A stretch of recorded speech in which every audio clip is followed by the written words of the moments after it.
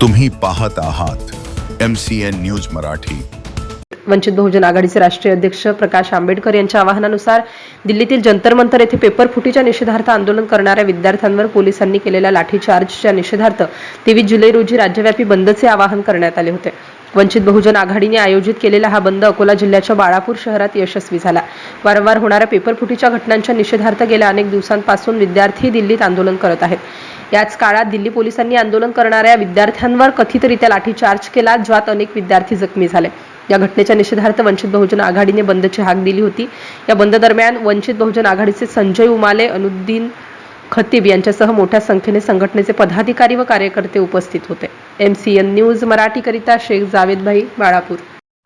23/7/2026 रोजी श्रद्धेय बाळासाहेब आंबेडकर यांच्या आदेशाने महाराष्ट्र बंदची हाक दिली आहे।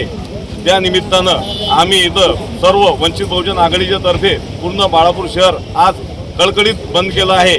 त्याचं कारण म्हणजे दिल्लीमध्ये जे जंतर मंतरवर विद्यार्थ्यांवर जो अमानुष अत्याचार झालेला आहे, त्यांना मारहाण झालेली आहे आणि त्यांच्यावर गुन्हे दाखल केलेला आहे, याचा आम्ही जाहीर निषेध करतो आणि त्यांच्यावर जे झालेले गुन्हे मागे घ्यावे, त्यांना चांगला उपचार मिळावा आणि काही जणांचे मयत झाले त्यांना जास्तीत जास्त लाभ मिळावा, त्यांना एक घरातील एखादा सरकारी नोकरी मिळावी अशी आमची सर्वांची वंचित बहुजन आघाडीतर्फे मागणी राहील।